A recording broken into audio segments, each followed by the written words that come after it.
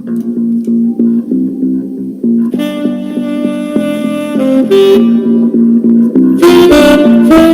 hey, I want your cray cray. Hey, hey, I want your AKA Jonescast. Hey, I want you to hear me now.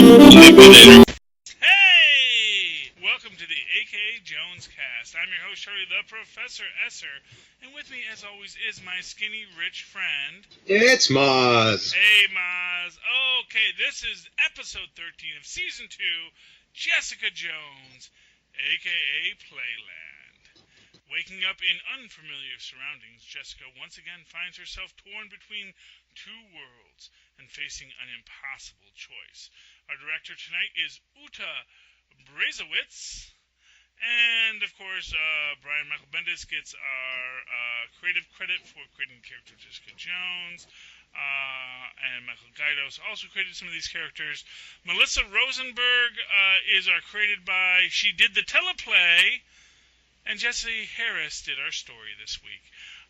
Okay, so Mozz, tonight's episode, pretty cool. I think we open up in darkness as we hear, I guess, more tape being applied. Where's the tape coming off? Not quite sure there. Yeah, for those who don't recall, last week a enraged Alyssa knocked Jess the heck out. Yeah. And took off in her stolen camper with poor Jessie in the background. It's kind of like when Vito's mom kidnapped him. Well, yeah, on it. Oh, that is a great parallel. Right? And they're both going to Canada. Indeed. So quite the bring it all home kind of thing there. What I will say is interesting about this scenario is that Jessica still can't walk away. How do you mean? Well, that in this moment, as her mother is kidnapping her, as really everything that is, as she is as proven right as anything about her fears about her mother, she still can't walk away. And it is a nice, as I've always said, I think, I know everyone hates Patsy this season. Oh my God. I kind of feel that one of the things that we're supposed to walk away from was Patsy's not that much different from Jessica. That all of this is same story, different genre, It's these two people who have this obsession, if you will, about finding a place and a family and both being thwarted. And, not for nothing, in many ways, being exploitive of the family they have. Right, but at the same time, I feel like the problem with Patsy is that she refuses to see something from someone else's point of view and to give that any validity. She's so headstrong in that her view of the world is the only viewpoint that there can possibly be, and does not take into account how she can hurt the people around her because she just doesn't see something. It's impossible to her that she could be not seeing something.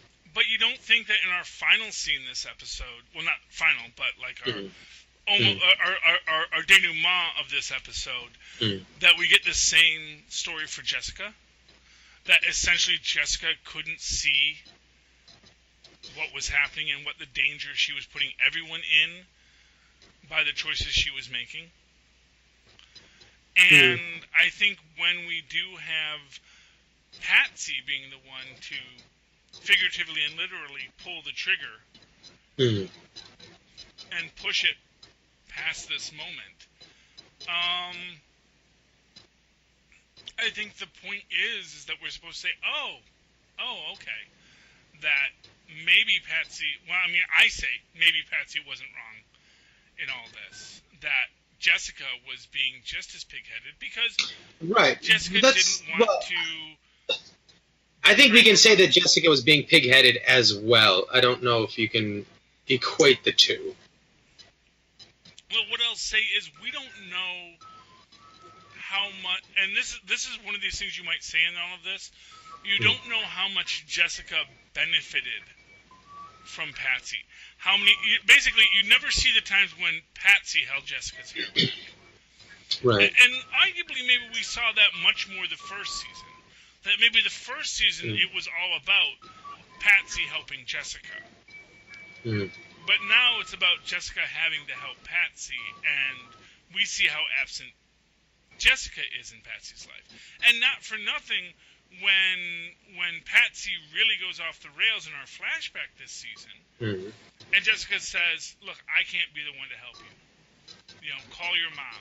Call your mom to help you because I can't be the one." Even though we know how detrimental her mom is.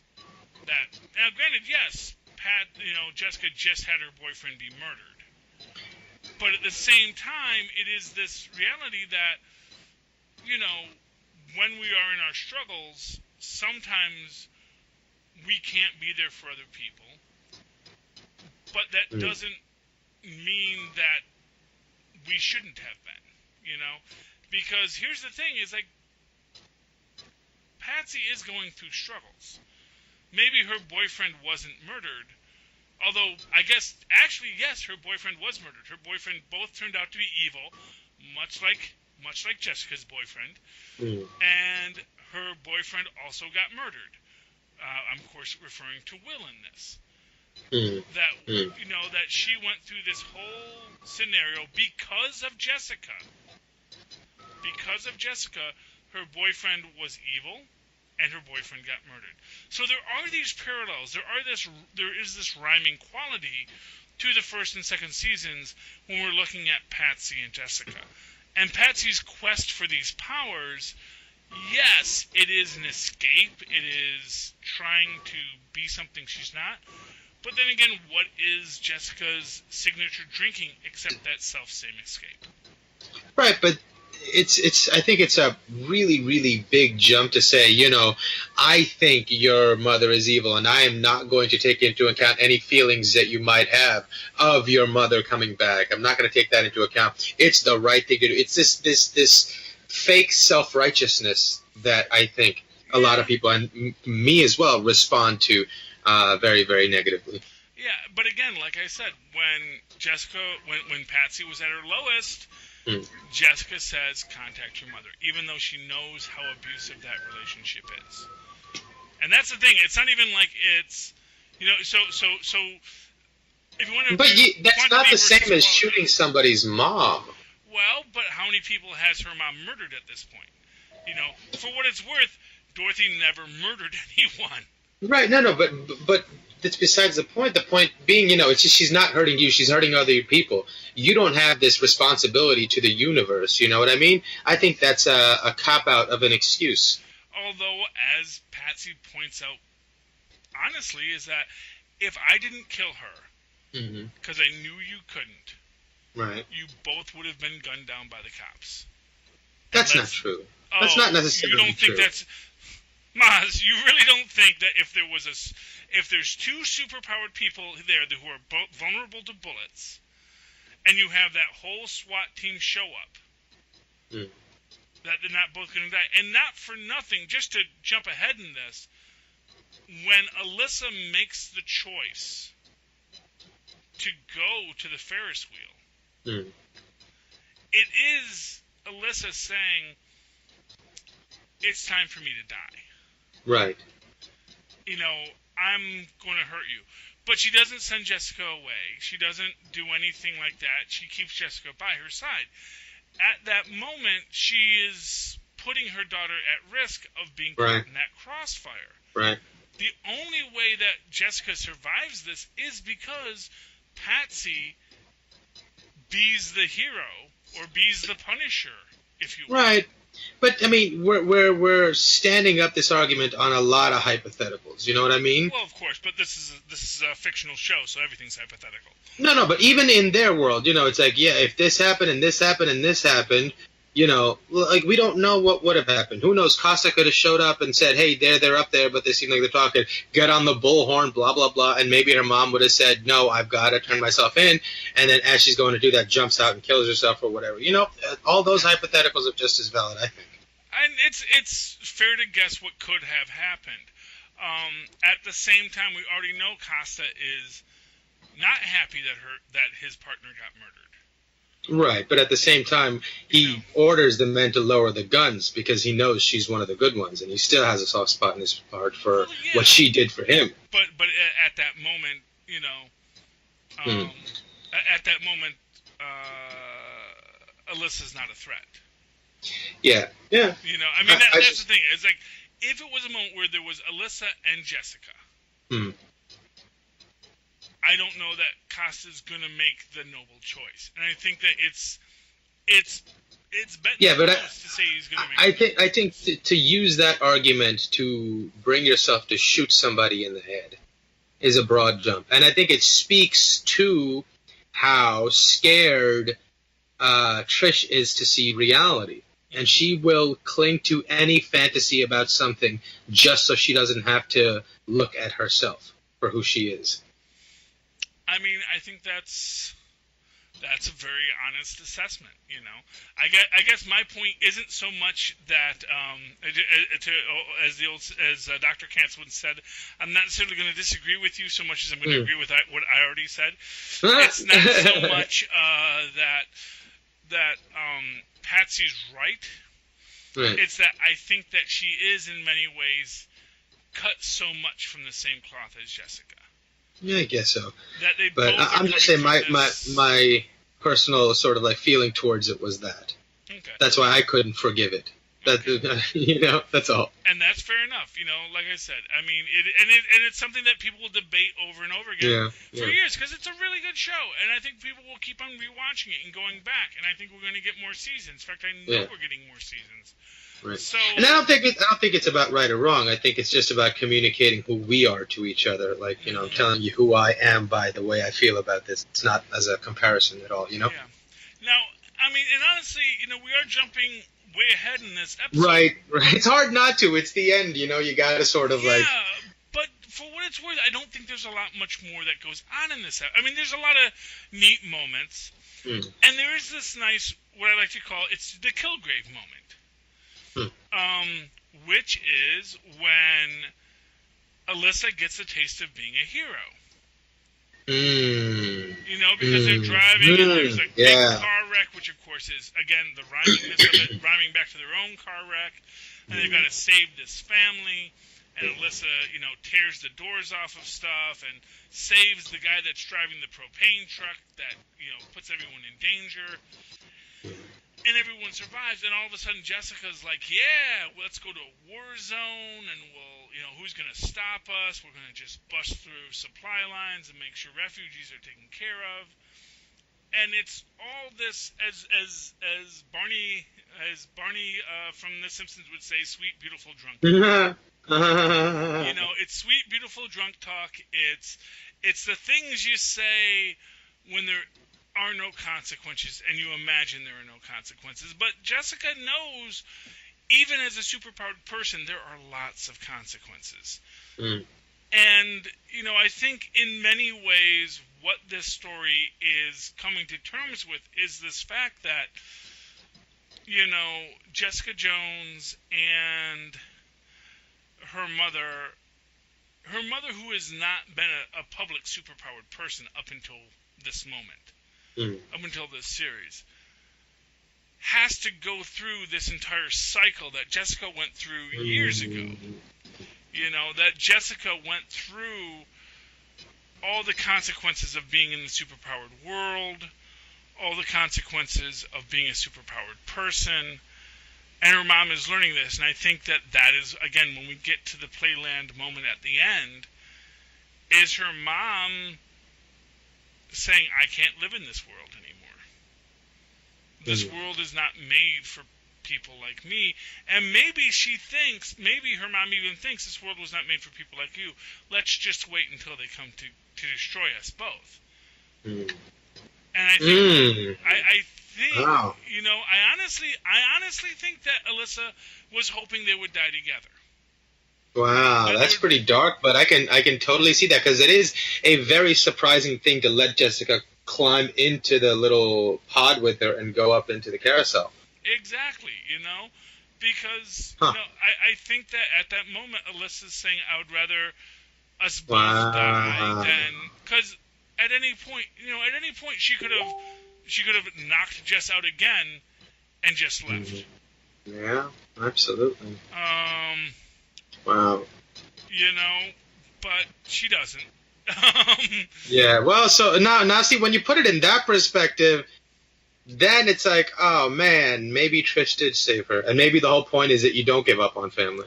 Well, yeah, because Trish knows how hard it is to walk away from even an abusive parent. And for what it's worth, Alyssa is an abusive parent. There's always, and here's what I'll tell you, there's always a reason why an abusive parent is abusive. There's no one who is more happy to say they're sorry than an abuser. But it'll be someone else's fault. It was a bad day at work, and you should have had that dinner ready, and this is what should have happened, but instead we're here. And so for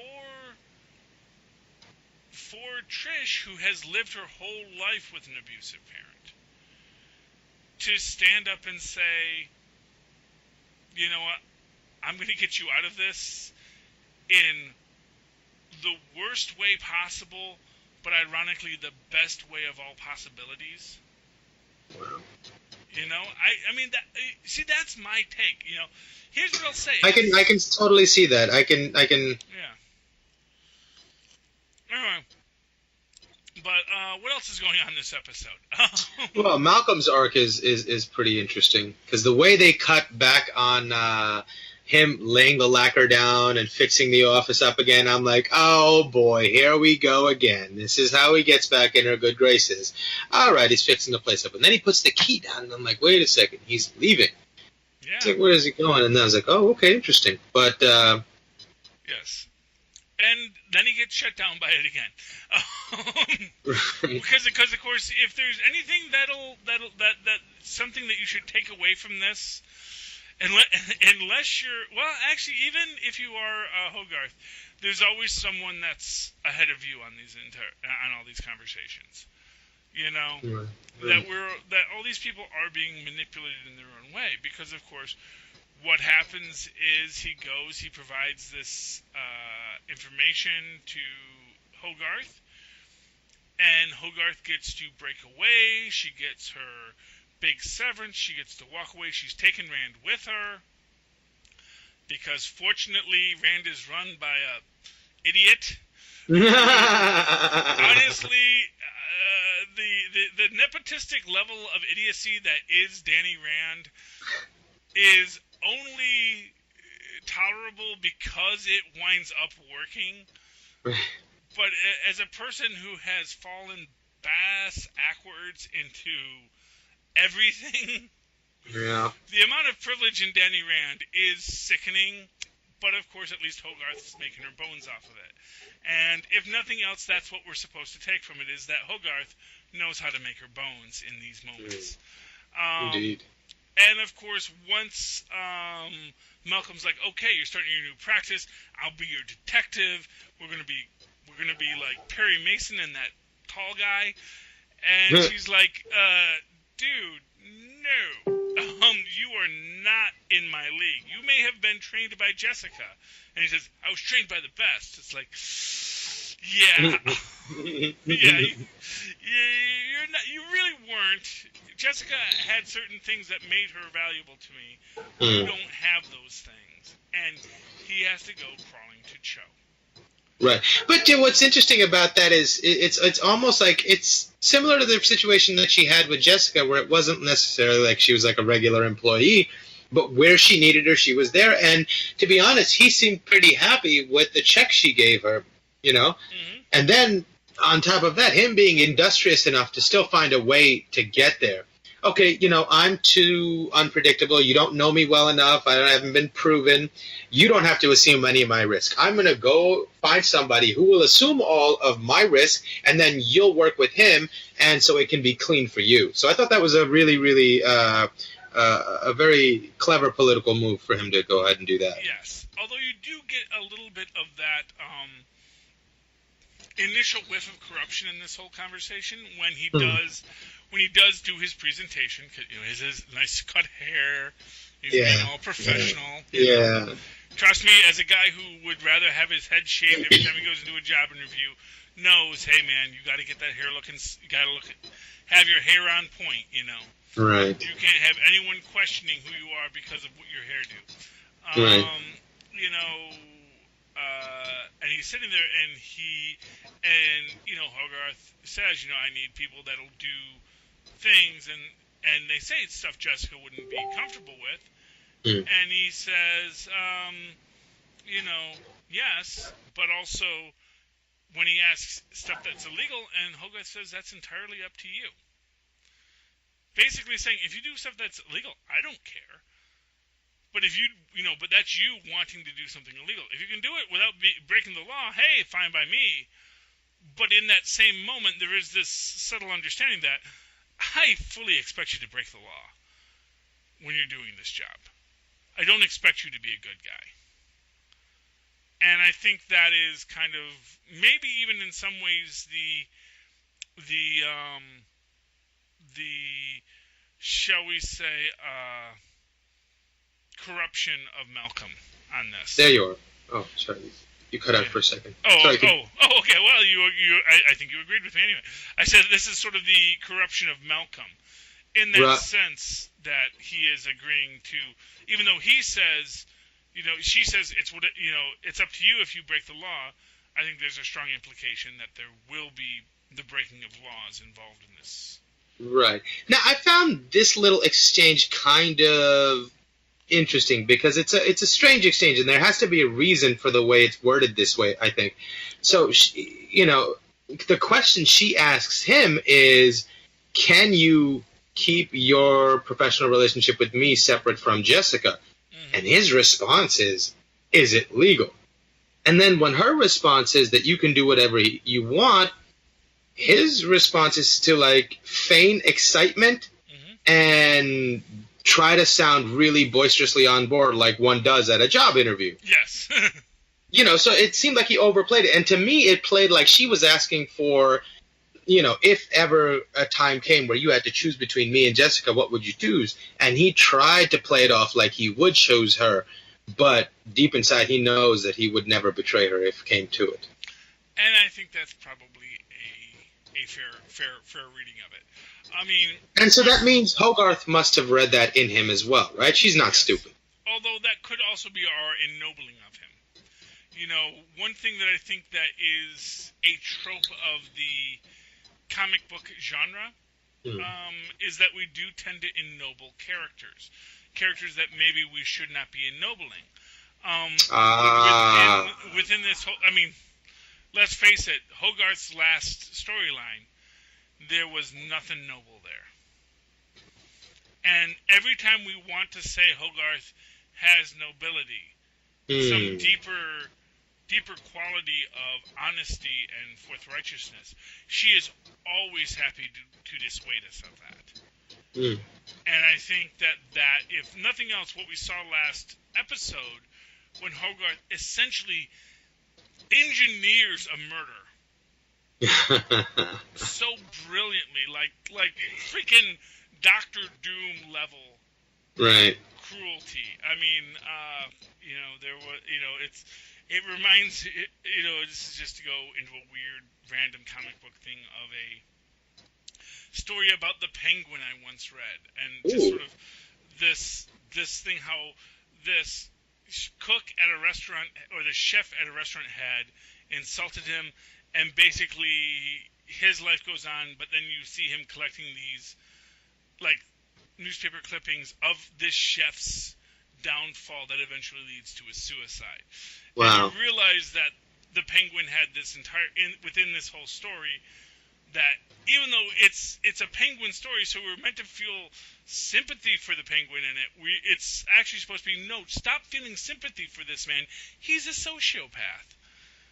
Just like all those Thanos who are right things. It's like, no, that's not the lesson you're supposed to take from this. It's supposed to be, you're supposed to understand he is a sociopath, and he is making the wrong choice in what he's doing. And I think that is what Hogarth is constantly trying to tell us in this. And I think to tie it all into everything else we've seen, I think that's what we get from the Punisher 2, which is that just like, you want me to be a hero, that's not who I am. And to a grand extent, maybe even that's what Jessica is always saying.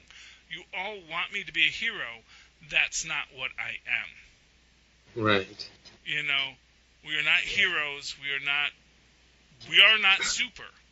We are who we are. Right. I think what excites me about Hogarth is her drive and her sheer force of will to make something happen, and her undivided attention that she can deliver in a goal-oriented way. She's so good with that, and I think that's what we are excited by, and that's why in certain situations you want to see her ennobled, because you want to see a little bit of that in yourself, and if you can see something in her that you want to be, then you have to see the rest of yourself in that person as well. Well, absolutely, but it is the Doctor Doom conundrum. It's like, everyone is noble sometimes. To go back to that great Deadpool scene, the last scene in the first Deadpool, where it's like, 2 or 3, 3 or 4 times is when you are a hero. And Hogarth will be a hero at some point, and she has been a hero at some point, but only 3 or 4 times. Most of her life is being a sociopathic monster out for her own reward. And that is what she's doing. And nothing she does throughout this entire second season is ever altruistic. It is, she gets the guy out of jail because he can help her. She is nice to... But don't we all wish we could be that effective at life? Well, I mean, in the sense that, No? Well, here's what I'll say is I think we all could be if we could all divest ourselves of our human emotions.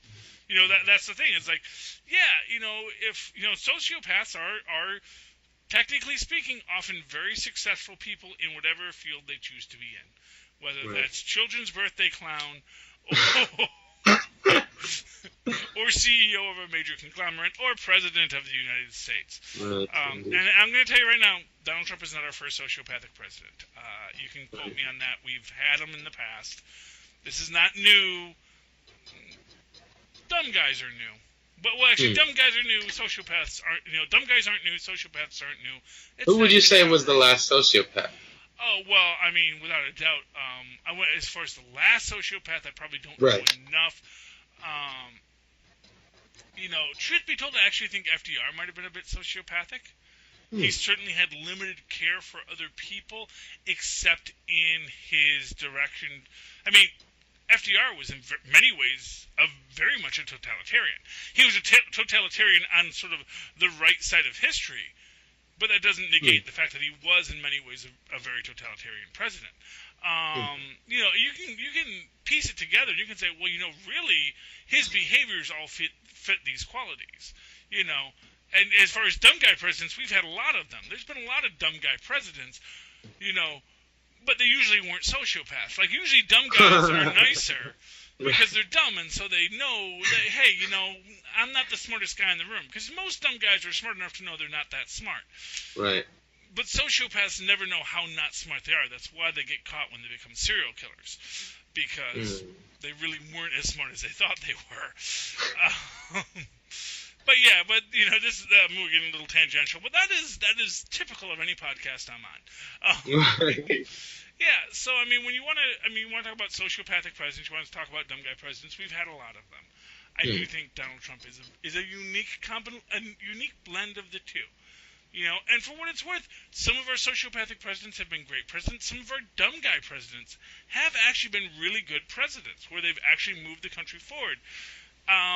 Like I said, I don't think we've had a dumb sociopathic president prior to this. Although then again, I'm not a historian. There's probably like 6 historians that go, "Oh, you really didn't know Andrew Garfield, did you?"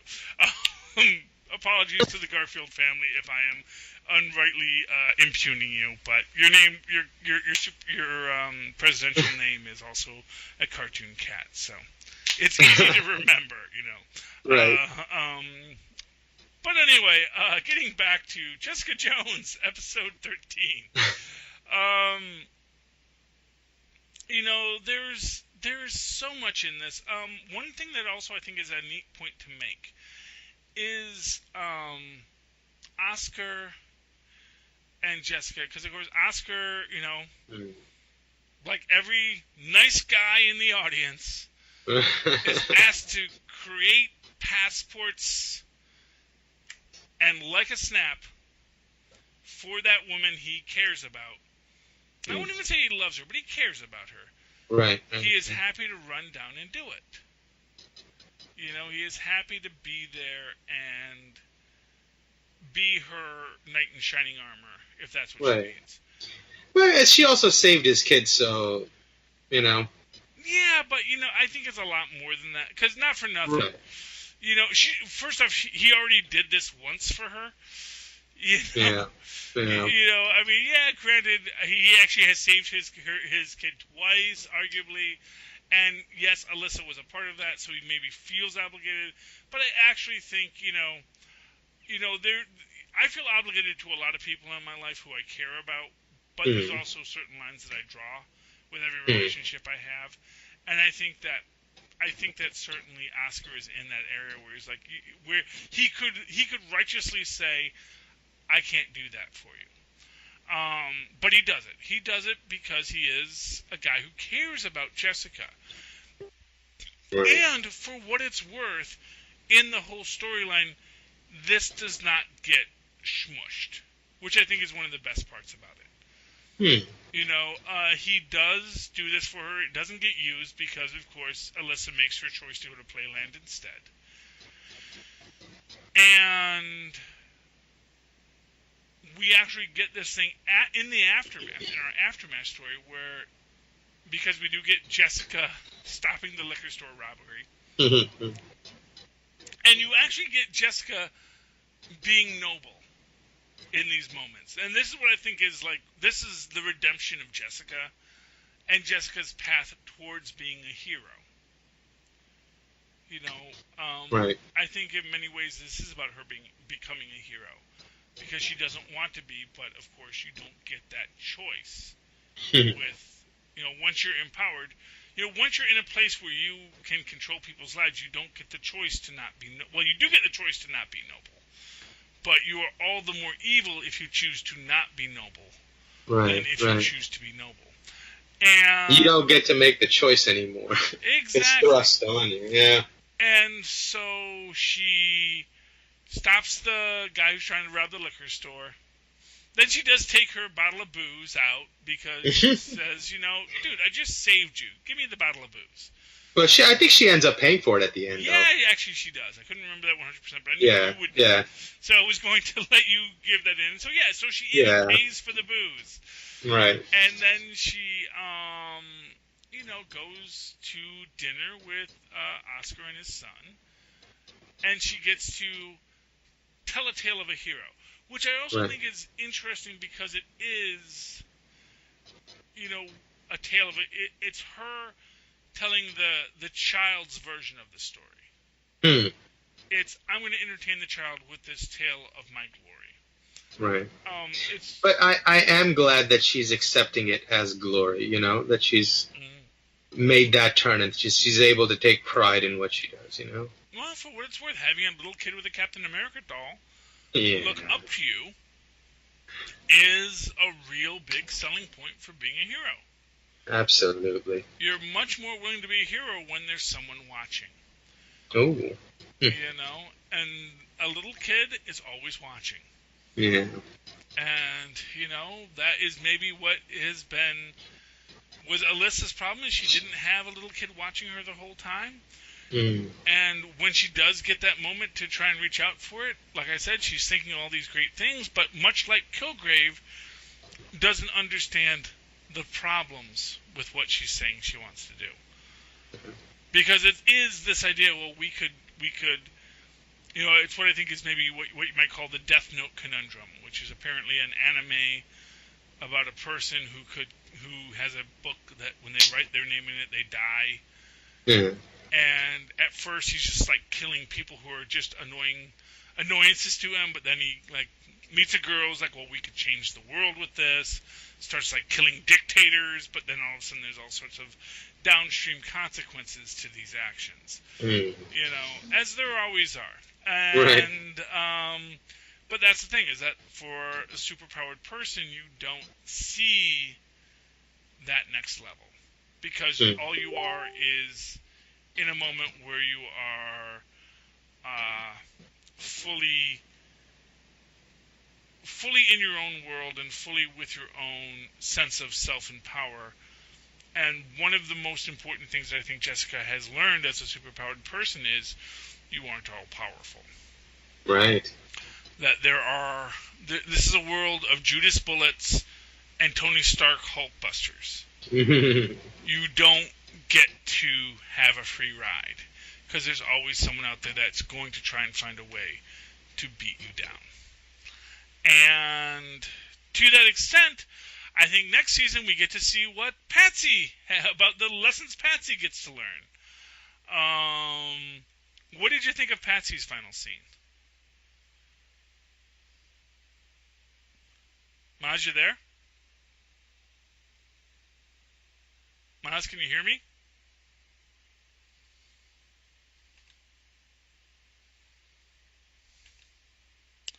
Mozz, hello? Hello. Hey, okay, Charlie? Okay. Yeah, okay, there you are. Yeah, sorry. We cut out for a second. So what are these newfound powers that Patsy has? Well, I mean, obviously it's cat-like reflexes. We know that much. Patsy and her feline leukemia. Right, I can't wait for her to explain this. Is it going to be because of the feline leukemia drugs that she took or something? Well, you know what it is I'm guessing it's, and I don't remember, I think it was feline leukemia. I don't think it was feline AIDS. But it is this idea that, it is cat-derived. And I don't know if that means she has cat-like powers, except she has powers that you could argue are cat-like. Right. It's sort of the, does Spider-Man have Spider powers, or is he just really strong and really fast? Right. And what informed, did she become the Hellcat because she always was the Hellcat, or was it just a function of, my powers are cat-like, so I'll be cat, whatever. Yeah. Well, what's interesting about the Hellcat is her name wasn't always the Hellcat. Her name actually should just be the Cat. Oh. And actually, I want to say Greer Nelson was the first cat, and then she eventually became Tigra. And then she didn't need, because she got, cat powers, intrinsically, and so she gave the cat suit that had the cat powers to Patsy Walker, who wanted to be a superhero. There's this whole backstory here. And then she got the cat powers from the suit, and then because she was dating Damon Hellstrom, who eventually sends her to hell because he's actually the son of Satan, yada, yada, yada, she comes back, and now she has all these magic powers, and her cat powers are hell-based, as it were. That's where she becomes the Hellcat. So Patsy Walker, the Hellcat, is actually really only a very recent development in the Patsy Walker story. But we all call her the Hellcat because it's so much cooler than just Patsy Walker the cat. Right. So she's no longer just a Catwoman pastiche. She has this own quality. But as to what they're going to do in this, we'll have to see. And I can only assume she'll be the Hellcat because she'll be the Hellcat of Hell's Kitchen. Oh, boy. And she's going to have to fight Jessica, obviously. Well, there'll be a superhero. Every time two superheroes meet, there's always a misunderstanding and we fight. And then we team up to fight the bad guys. I think that was pretty much the plot of the Defenders. Right. And every time any of these heroes meet, it always starts with a fight. The first time Power Man meets Iron Fist, exact same thing. So we do see, and honestly, I'm not sure how amazing it is to catch a cell phone on your foot is. Well, fair enough. But I guess it's, especially because it's like, well, we saw her do it once, it's catching the cell phone on your foot. If she starts playing hacky sack, if she had started playing hacky sack with her phone, then we go, okay, that's cool. It'd be an interesting decision if they tried to make it like she's psychosomatically thinking every little thing she does is powered, and drives her crazy or causes her to jump off of a building thinking she can fly or some weird thing like that. Well, actually that's a brilliant idea, and I hope they do explore that idea, that what she's doing is within normal human parameters. Right. But you know what it is? It's sort of that Captain America conundrum. Does Captain America have superpowers? Because officially Captain America doesn't. He is just at peak human efficiency. He runs faster, he hits harder, he does all these things, but nothing beyond what a normal human who had spent his life training couldn't do. That's why the Punisher is basically considered a super soldier as well. Really? So Captain America is not supposed to be like superhuman, and it's just like the best representation of a human form. That is exactly what it's supposed to be. It's interesting when you go into the whole history of Captain America that basically, he is not supposed to be superpowered in any way. He's like Batman. He's just the best of the best. Now, of course, Captain America got it because he got a needle in his arm. But hey, it doesn't matter how you get there. It's when you get there and what you do with it once you're there. So it's entirely possible that they're going to play that. And in many ways, Hellcat is much in the same way. I don't know if she's actually supposed to have superhuman strength or anything like that. But she's been studying Krav Maga. She really, she knows how to fight, and she's already fast. She's already strong. It might just be an uptick in her healing factor. And that is the one place where Captain America does have the argument that he is superhuman, is that he doesn't tire. That he's always at peak human efficiency. And so that's sort of where she's at. But it could be easy to say she isn't really superpowered, and it might be an interesting thing to see if they do explore that. Are you sure you're superpowered? Because it seems like you just jump and run real fast, which you always could do. So that'll be interesting to see, and we'll see it in Season 3. Anything you want to touch on for this final episode, Mozz? No, I think we got to everything. I think we did. I think this was a great final episode for Jessica Jones Season 2. One thing I'm also enjoying is how much of a womanizer they're making Hogarth. The way she was eyeing down her yoga instructor that woman just thinks with her labia majora. Was hilarious. It is who Hogarth is. Hogarth she is a base chakra kind of gal. Which, for what it's worth, it's appropriate that she's doing yoga, because she is a base chakra kind of gal. She definitely is all in that moment. Anyway, Mozz, yes, I figured you cut out there. So yeah, sorry. Don't worry, I was vamping. Basically, Hogarth is a base chakra kind of gal. Appropriate that she's doing yoga. But yeah, right. She thinks with her labia majora, and that is who that Hogarth character is. And again, relates back to the comics that character, who was male at the time, was very much a womanizer, and it did not change just because they made her female. Love it. Yes. So, Mozz, how can people reach out and touch you if they would like to do so? If Hogarth has an interest? Well, they can email me at mozzmanzor@gmail.com, or find me on Facebook under Mozz Manzor. That's MOZZ, MANZOOR. And, of course, you can always write to me in that old-fashioned email way the way our Mozz and Poz once did at superconnectivityblog@gmail.com. That's superconnectivityblog, all one word, at gmail.com. And, of course, follow me on the Twitters as I live tweet Agents of S.H.I.E.L.D., Cloak and Dagger, anything else I dang well feel when I feel like it, at Charlie Esser, that's CharlieEsser. ESSER. Look for the 2 E's right there in the middle for quality. Ladies and gentlemen, this has been the final episode of the AKA Jonescast for Season 2, Electric Boogaloo. But we'll be back for Season 3, Electric Boogalee, when they start to drop.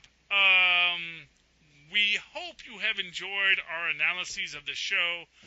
And always remember, me and Mozz, we just really want to be your friends. Good night.